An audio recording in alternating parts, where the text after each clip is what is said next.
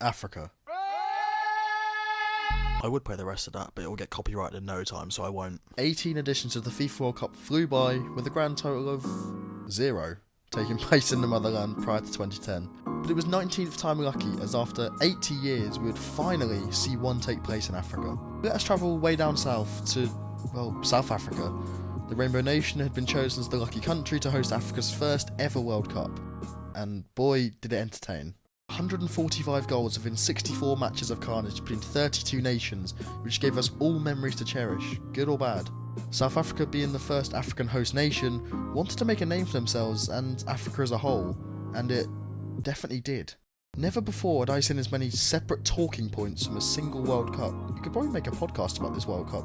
But today we're looking at the ins and outs of every aspect of the group stages, knockouts and key talking points from what is still, in my opinion, one of the most controversial World Cups in history. This is Deep Dive. Starting chronologically with Group A, which featured Uruguay, Mexico, host South Africa and France. South Africa played the first game of the World Cup finals against Mexico, and if there was ever a goal to set the pace for the remainder of the tournament, it was definitely this. It's Shabalala! South Africa had got Peter Drury going goal Bafana, which meant something was definitely in the air.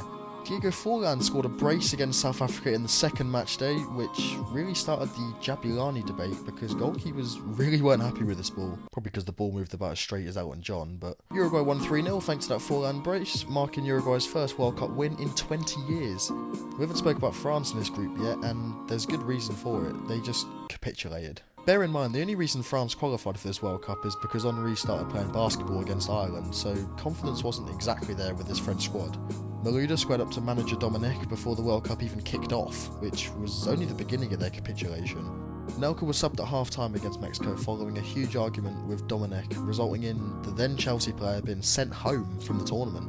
And the French side hated this. Patrice Evra ended up arguing with the fitness coach before being dragged away and storming off to the team bus, in which the rest of the team followed. The team then wrote a letter and, in something that I cannot believe actually happened, gave it to the manager to read it out to the spectators and press, stating that the team didn't want to train. France just never got going. They lost to South Africa in the third match day 2-1, topped off a really dismal campaign for Les Bleus.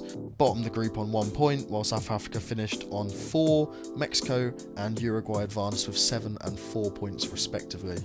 Moving down to Group B, which consisted of Argentina, South Korea, Greece and Nigeria. 3 of these teams were previously all in the same World Cup group in 1994, being Argentina, South Korea and Greece. The only other really noteworthy thing from this group was Yakubu missing this. Like, how do you miss that? All in all, Argentina topped the group on 9 points, South Korea came second with 4, Greece came third with 3 and Nigeria bowed out with a single point. Group C consisted of the US, England, Slovenia and Algeria. This was Algeria's first appearance since 1986. They had to win a playoff match against Egypt to qualify, which then sparked a spat between the two nations, with Egypt threatening to quit international football for 2 years due to the behaviour of Algerian fans. England's first game of the group came against the US, where Gerrard's early goal, which no one would have seen if you were watching ITV HD in England, was cancelled out by a huge error from Rob Green to make it honours even on the first match day. England then drew 0-0 to Algeria in one of the most boring games I've ever watched, where the only noteworthy thing was Rooney saying, "Nice to see your home fans, booyah!" USA drew 2-2 with Slovenia in easily the most entertaining of the group, where Maurice Edu turned in a Donovan free kick to win the game 3-2 for the US, which was ruled out for pretty much no reason whatsoever. England won 1-0 to cement their place in the last 16 against Slovenia on the third match day, while US beat Algeria 1-0 after the 90 minutes were up to top the group for the first time since 1930. Group D had Germany, Ghana, Australia and Serbia battling it out in what was considered a group of death. Germany missed a penalty for the first time in 20 years at a World Cup, as they lost to Serbia thanks to Jovanovic's first half goal. Asamoah Gyan, well, Ghana only scored penalties in this group, only scoring 2 of them in fact, as they came second in the group on 4 points. Australia came third, also on 4 points, but a worse goal difference in Ghana forced them to exit the tournament early.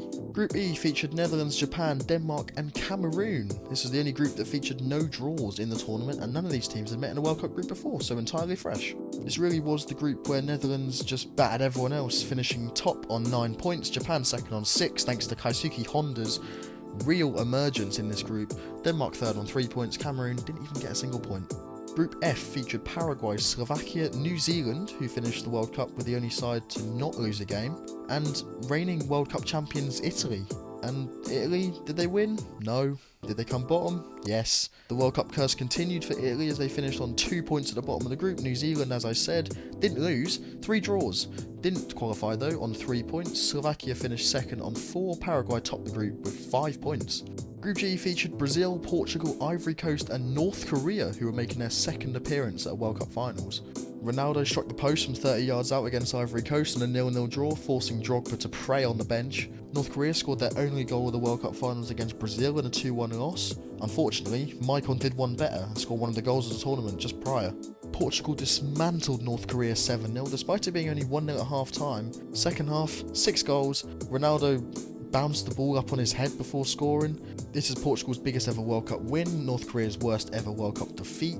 Should probably add that Portugal vs North Korea was the first time a live football match is ever broadcast on North Korean television. All in all, Brazil and Portugal qualified with 7 and 5 points, Ivory Coast came third in a close 4 points, and North Korea, no points, 1 goal scored, 12 conceded, and a -11 goal difference.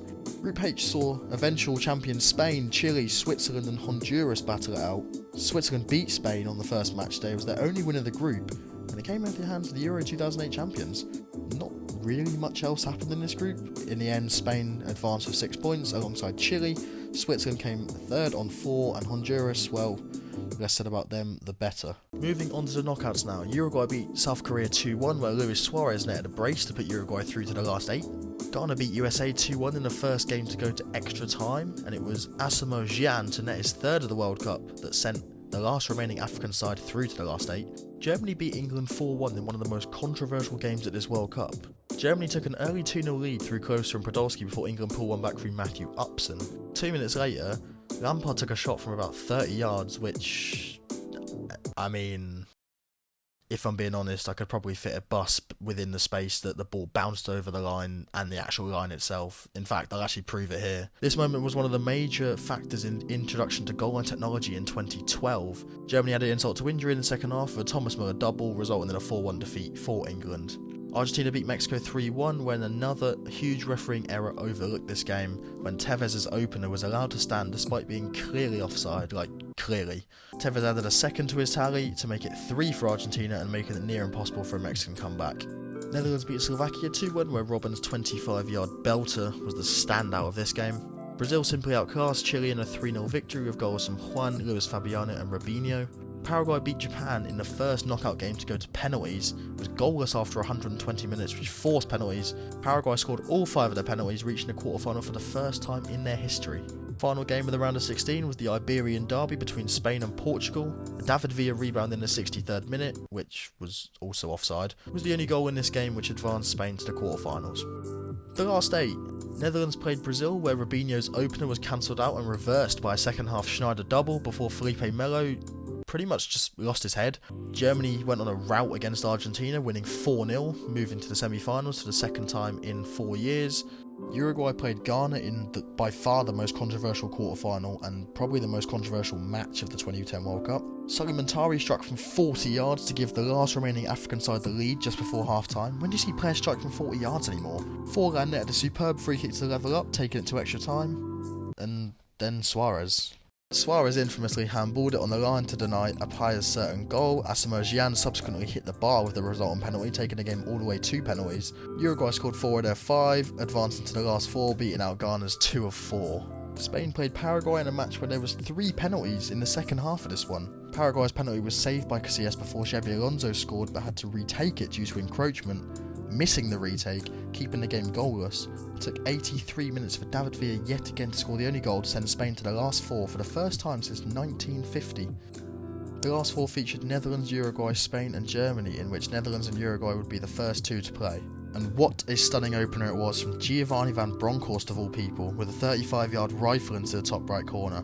Forlan had to be the saviour for Uruguay yet again before half-time, equalising after a misjudgment from Martin Stekelenburg. 2 quick-fire Dutch goals in the second half were enough to edge out a Uruguay side who showed immense pride according to their manager Oscar Tabarez. A rematch of the 2008 Euro final saw the same result also. Carlos Puyol was on hand to give Spain their first ever passage to the World Cup final, whilst Germany were knocked out for the second consecutive World Cup in a row at the semi-final stage. Also for the second straight World Cup, Germany finished third after narrowly beating out Uruguay 3-2. This was the 8th successive World Cup that a European side had finished third, stretching back to 1982. And then the final two. Spain and Netherlands battled it out in the 19th World Cup final. Howard Webb was the first English referee to officiate a World Cup final since 1974 also. Within the first 30 minutes there was tackle after tackle after tackle, where Nigel de Jong decided to even bring out Kung Fu with a kick on Xabi Alonso, which probably should have seen red, and I don't know how it didn't. The biggest chance of a goalless 90 minutes fell to Ian Robin, who we all remember was thwarted by Casillas, who saved with his foot whilst diving the wrong way. Johnny Heitinger saw second yellow in extra time, before the only goal of the final being scored by man of the match, Andres Iniesta, who half-volleyed a strike with 4 minutes to go past Martin Stecklenburg, giving Spain their first and only World Cup win to date. This result meant that Spain had won all of the knockout matches 1-0, whilst also setting the record for most yellow cards in a World Cup final with 14. So that's it.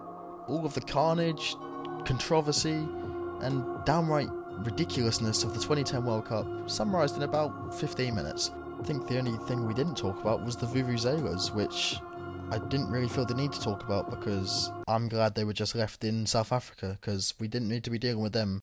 I don't think we'll ever see a World Cup like this again. Well, actually I think it's pretty much impossible to get a World Cup like this again, mainly due to the technological advancements, significant rule changes, and changing the style of how football is played nowadays as a whole. But nevertheless, it's always fun to have a look back to South Africa, a unique World Cup which will be cemented in history for a long time.